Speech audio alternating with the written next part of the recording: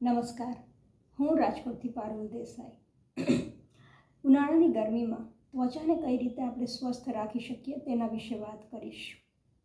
સૌથી પહેલાં તો સ્નાન માટે હૂંફાળા પાણીનો અથવા તો ઠંડા પાણીનો ઉપયોગ કરીએ। સ્નાન માટે વિવિધ ઉપટનનો ઉપયોગ કરી શકાય।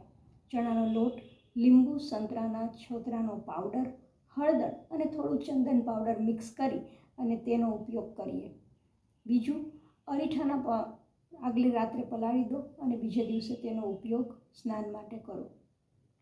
આ ઉપરાંત ગુલાબની પાંખડીઓ, બીજા કોઈ પણ ફૂલોની પાંખડીઓને સૂકવી દો, એનો પાવડર બનાવો, એમાં થોડું હળદર અને થોડો ચણાનો લોટ મિક્સ કરી તેનાથી સ્નાન કરી શકાય।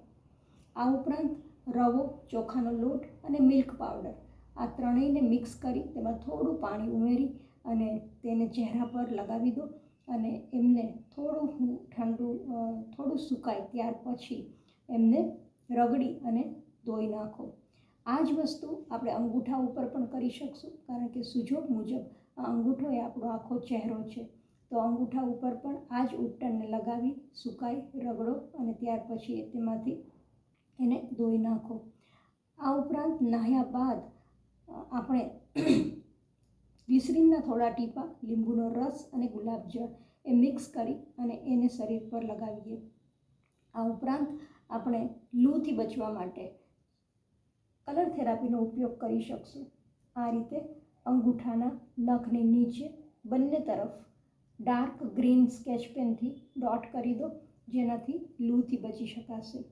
આ ઉપરાંત ત્વચાને સારી રાખવા માટે આપણા જમણા હાથની ટચલી આંગળીના બીજા વેઢા પર વાયોલેટ એટલે કે જાંબલી અને ડાર્ક ગ્રીનની આ રીતે રિંગ કરી દો।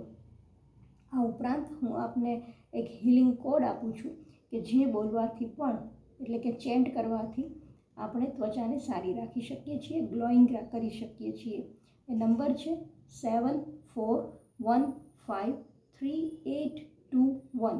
આ રીતે આપણે એને ચેન્ટ કરવાનો છે અને આપણે ડાબા ભાગમાં, ડાબા હાથમાં કે ડાબા પગમાં આ નંબરને લખી લેવાનો છે।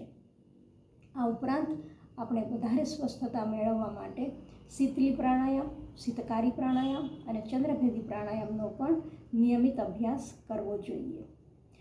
આશા રાખું છું કે આપને આ બધી જ ટિપ્સ ખૂબ ઉપયોગી બની રહેશે। ધન્યવાદ।